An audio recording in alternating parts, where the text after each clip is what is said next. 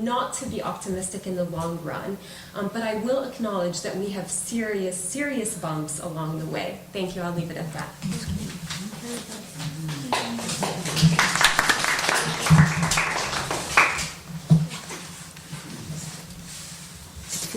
It's quite heavy. Thank you so much, Dina. Now I'd like to invite Dr.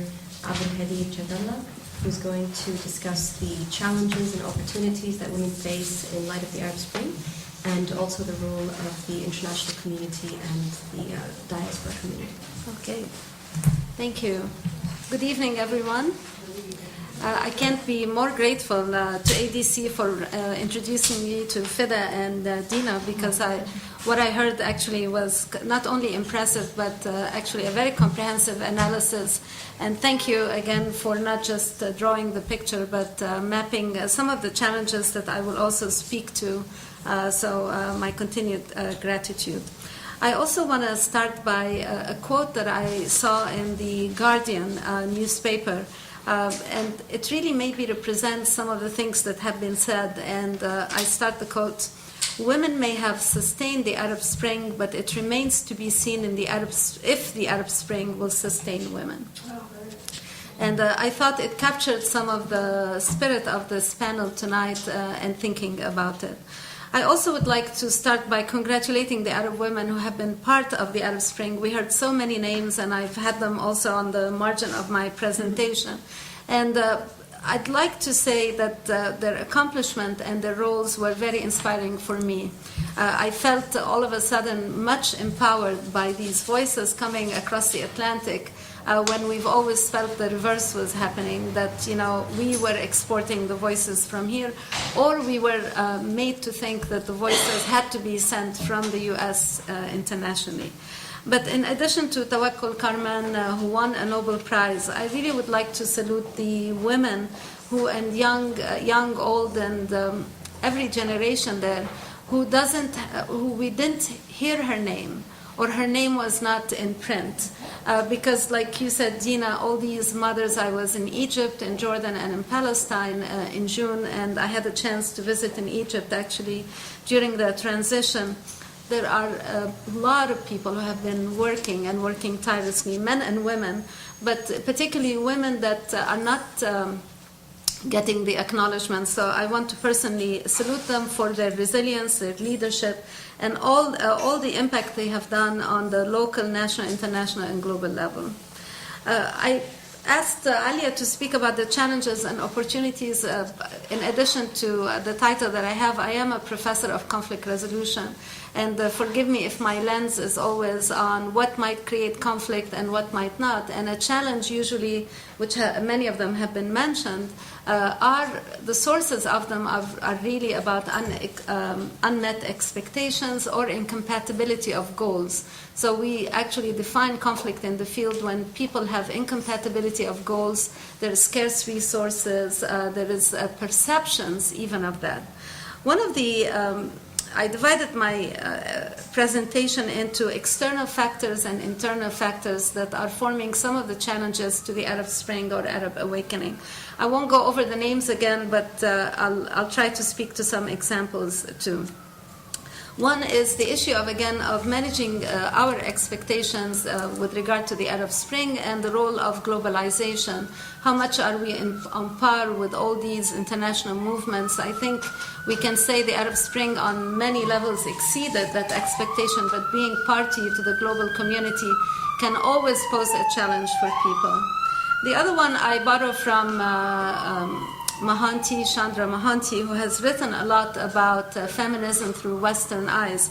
And I like her work a lot because in spite of access to social media, which I think you've given excellent examples, where there isn't an intermediary, you just put it out there and everybody receives it, you find that Western hegemony continues to be a challenge for the Arab Spring on the production, publication, distribution, consumption of information, ideas, particularly as it relates to writing that has huge political effects and implications for everyone. We in academia, I can assure you, finding sources that are written or translated from Arabic to English about some of these movements continue to be a challenge in spite of what appears now through social media that there is a lot. I see you nodding your heads, but I think it's a continued challenge that we are facing. I'd be remiss in not naming Orientalism as a challenge and Dr. Edward Said's work, because that part of the world, and Fida, you touched very nicely on it. In spite of the facts being on the ground, people continue to say, where are the women? Even for us living in the diaspora community in the US, we're behaving like many normal people.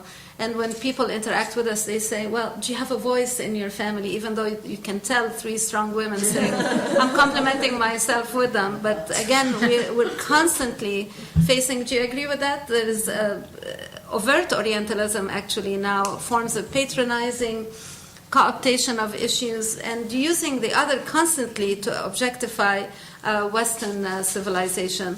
And then, like you said, the women in the Arab world, I mean, when they behave with such boldness and resilience, people might say, well, these are the exception. Or they don't represent everybody. But the truth is, I think, given our knowledge of the number of wars that the Arab world has gone through and the tensions that our countries have witnessed, I think we have to really give them a lot of credit, even for those who are illiterate, because like you said, intuitively they have a lot to do and they have a lot of courage that we really need to learn from them rather than continue to criticize them. Another thing is people are communicating on their behalf. When I was researching for my presentation and I read some of the articles that Fida also quoted, you see there is a lot of representation. People are speaking on behalf of the Arab women, but yet you find little journalism from Arab women who are Western, or with U.S. citizens and so on. So you find that speaking on their behalf is also a challenge, rather than allowing them to speak on their own self. So you find researchers, academics, journalists speaking and taking a few quotes out of context, which is very difficult. And naturally, a lack of contextual analysis, to your point, making it relevant to the context, the culture, the traditions that are there. And one that I really feel very strongly about, the same way you felt strongly about some of your points, is the international monetary support. For you not to be optimistic in the long run, but I will acknowledge that we have serious bumps along the way. Thank you. I'll leave it at that.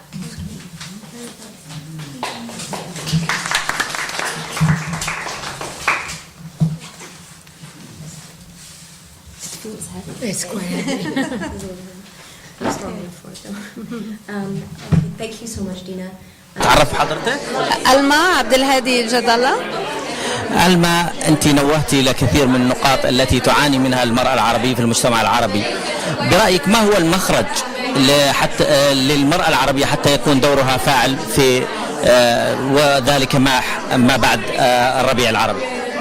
أول شيء اقتناعها إنه ما في حدود لأمالها وأمالها بالوصول للأمور اللي هي بتحب توصل إلها.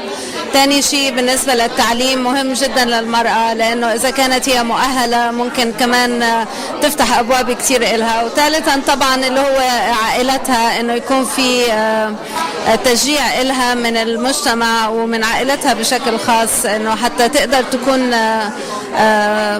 تطلعاتها للمستقبل تقدر تحققها. كيف تقيم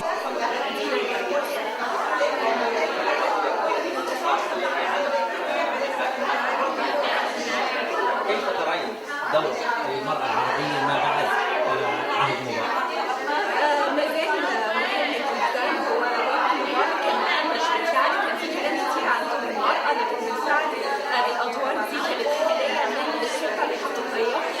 شوف المرأة نزلت في مجال التحليل، شفنا المرأة بتخطط من خلال السوشيال ميديا، فيسبوك وتويتر، وشفنا المرأة بتدافع، شفنا المرأة بتحكي بضغط البنات للثورة.